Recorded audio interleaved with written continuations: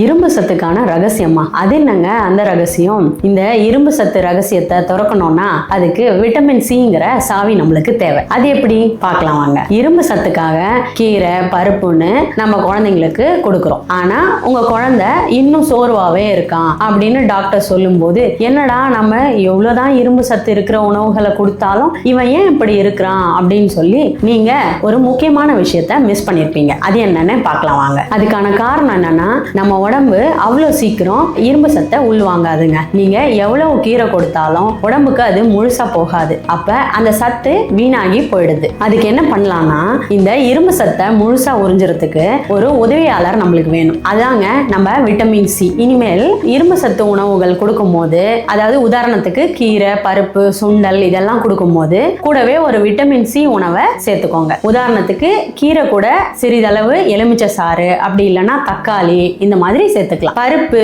சுண்டல் இதெல்லாம் கொடுக்கும் போது தக்காளியை சின்ன சின்னதா கட் பண்ணி போட்டுக்கலாம். நெல்லிக்காயை துருவியும் போட்டுக்கலாம். இந்த இரும்பு சத்து இருக்கிற உணவுகளை கொடுக்கும் போது விட்டமின் சி சேர்த்து கொடுக்கும் போது நம்ம உடம்பு ஈஸியா அதை அப்சர்வ் பண்ணிக்கும். உங்க குழந்தைங்க சோர்வுல இருந்து சீக்கிரமா விடுபட்டுருவாங்க. அதே நேரத்துல நோய் எதிர்ப்பு சக்தியும் அதிகரிக்கும். நீங்க கொடுக்கிற இந்த இரும்பு சத்து உணவு முழு பலனும் நம்ம உடலுக்கு கிடைச்சதுன்னா உண்மையிலேயே வலுவான ஆரோக்கியத்தோட உங்க குழந்தைங்க வளருவாங்க.